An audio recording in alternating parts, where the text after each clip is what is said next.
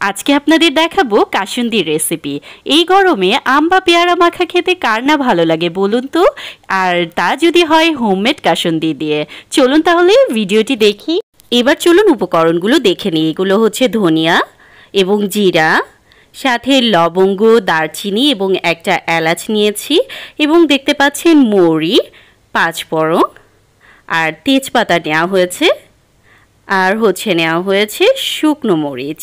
তো উপকরণগুলো আপনাদের সুবিধার্থে একসাথে দেখিয়ে দিলাম। এবার কাসুন্দি তৈরির মূল উপকরণ সরিষাতে চলে যায়। আমি এখানে সাদা সরিষা নিয়েছি, আপনারা একটু বেশি ঝাঁজ চাইলে সাথে কালো সরিষাও মিক্সড করে নিতে পারেন। আরও নিয়ে নিচ্ছি কুচি করা কাঁচা আম, কাঁচা মরিচ, আদা কুচি, পরিমাণ মতো লবণ এবং হলুদ গুঁড়ো। এবার চলুন এক নজরে কি কি উপকরণ নিলাম সবগুলো দেখিয়ে দিই। যা যা উপকরণ লাগবে আপনাদের সুবিধার্থে আমি কিন্তু সব কিছুই দেখিয়ে দিয়েছি। এই উপকরণগুলো আপনারা শুরুতে রেডি করে রাখলে দেখবেন খুব ইজিলি কাসুন্দি বানানো হয়ে যাবে। এবার যে শুকনো মরিচ নিয়েছিলাম দুটো, সেই শুকনো মরিচগুলো একটু টেলে নিচ্ছি যাতে একটু ক্রিস্পি হয়ে যায়। সেটার উপরে খুব বেশি চুলার পাওয়ার দিবেন না, একটু হালকা আছেই মরিচগুলো একটু মচমচে করে ভেজে নিতে হবে। মরিচ কিছুটা ভাজা হলে এর সাথে যে শুকনো মশলাগুলো সেগুলোও নিয়ে নিচ্ছি, যেমন ধনিয়া, জিরে, এলাচ, মৌরি, পাঁচফোড়ন সব কিছুই দিয়ে একটু ভেজে নিতে হবে, এবং সাথে তেজপাতাও দিয়ে নিচ্ছি। দেখুন একটু খেয়াল রাখতে হবে খুব বেশি যেন পুড়ে না যায়। খুব সুন্দর একটা স্মেল যখন আসবে এই মশলাগুলো থেকে তখন আসলে নামিয়ে নিতে হবে। সবগুলো মশলা এজন্য একটু ক্রিস্পি করে ভেজে নিচ্ছি যাতে করে ব্লেন্ডিং করার সময় খুব সুন্দরভাবে ব্লেন্ড হয়ে যায়, কেননা মশলাগুলো কিন্তু সব ব্লেন্ডিং করতে হবে। এই তো দেখুন প্রায় হয়ে গিয়েছে। এবার নামিয়ে রেখে মশলাগুলো একটু ঠান্ডা হওয়া পর্যন্ত ওয়েট করব, তারপরে আবার ব্লেন্ডিংয়ে চলে যাব। মশলাগুলো ঠান্ডা হলে হাত দিয়ে একটু মচলে নেবেন, কেননা তেজপাতাগুলো একটু ছোট সাইজে যাতে হয়ে যায়।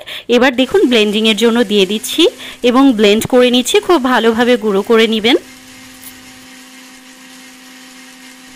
এই দেখুন মশলাগুলো তো ব্লেন্ডিং হয়ে গেল খুব সুন্দরভাবে, এবং দেখতেও বেশ ভালো লাগছে সব মশলা একসাথে।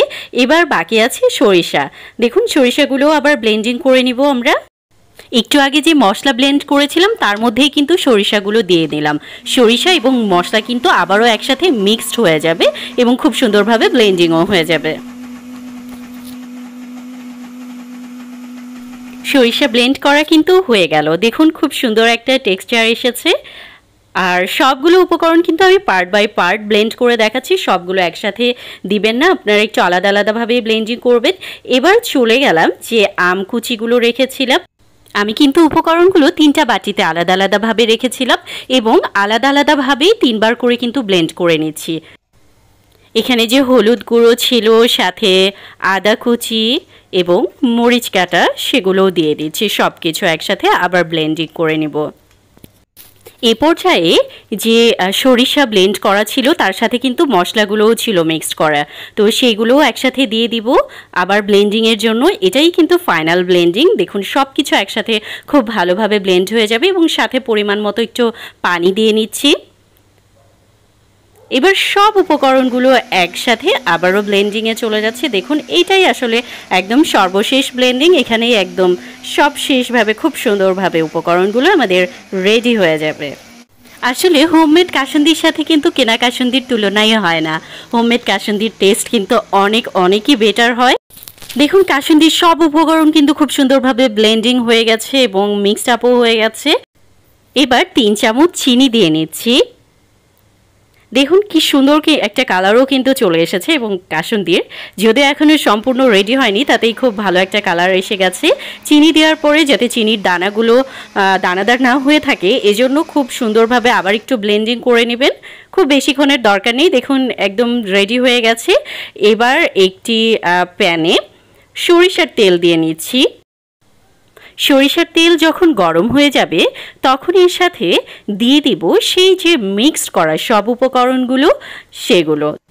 এবার হালকা আঁচে একটু জাল দিয়ে নিচ্ছি এবং ভালোভাবে নেড়ে নিতে হবে, এবং খেয়াল রাখবেন খুব বেশিক্ষণ কিন্তু জাল দেওয়ার প্রয়োজন নেই। যখন বলক উঠবে খুব ভালোভাবে একটু নাড়াচাড়া করে কিছুক্ষণ জাল দিয়ে নেবেন। যাতে খুব সুন্দর একটা কালারও চলে আসে এবং এটার এভাবে একটু জাল দিয়ে দিলে কিন্তু টেস্টটাও ভালো আসে, একদম কাঁচা কাঁচা স্মেলটা থাকে না। দেখুন এই পর্যায়ে কিন্তু মোটামুটি বলক এসে গেছে এবং নাড়তেই থাকতে হবে যাতে জমাট বেঁধে না যায়। দেখুন খুব সুন্দর একটা টেক্সচারও এসেছে, খুব ভালো লাগছে এবং স্মেলটা তো আসলেও অনেক অনেক সুন্দর। এই যে দেখুন বলক অলরেডি চলে এসেছে। বলক চলে এলে 1 মিনিট পর্যন্ত একটু নেড়ে নেড়ে জাল দিয়ে নেবেন। অনেক সময় বাজারে যে বোতলজাত করা কাসুন্দিগুলো কিনতে পাওয়া যায় প্রাণ বা বিভিন্ন ব্র্যান্ডের, সেগুলো আসলে আমি পাচ্ছিলাম না বাজারে, যার কারণে মনে হলো নিজে থেকেই তো বাসায় খুব সুন্দরভাবে কাসুন্দি তৈরি করা যায়। আসলে বাসার কাসুন্দির টেস্টের সাথে অন্য কোনোটার আসলে তুলনাও হয় না। কাসুন্দি কিন্তু রেডি হয়ে গিয়েছে। যখন কাসুন্দিগুলো ঠান্ডা হয়ে যাবে তখন এভাবে করে আপনারা কাচের বোতলে তুলে রেখে দিতে পারবেন। এটা কিন্তু 6 মাস পর্যন্ত ফ্রিজিং করে রেখে খাওয়া যাবে। এর সাথে কোনো ভিনেগার দেওয়া হয়নি, আপনারা চাইলে ভিনেগারও অ্যাড করতে পারেন, কিন্তু এভাবেই নর্মালি রেখে ফ্রিজিং করে রেখে 6 মাস পর্যন্ত খাওয়া যাবে। এই কাসুন্দি দিয়ে আমি কিন্তু আম মাখা এবং পেয়ারাও মাখিয়েছিলাম। খুব শীঘ্রই আপনাদের জন্য আম এবং পেয়ারা মাখা ভিডিও নিয়ে চলে আসব, কিভাবে আরও কিছু ইনগ্রিডিয়েন্ট দিয়ে খুব মজাদার আম মাখা খেতে পারেন। এই গরমে তো কাসুন্দি এবং সাথে একটু টক জাতীয় কিছু থাকলে খুব ভালো লাগে এবং আপনাদের টেক্সচারটাও একটু দেখিয়ে দিলাম। দেখুন কেমন হয়েছে।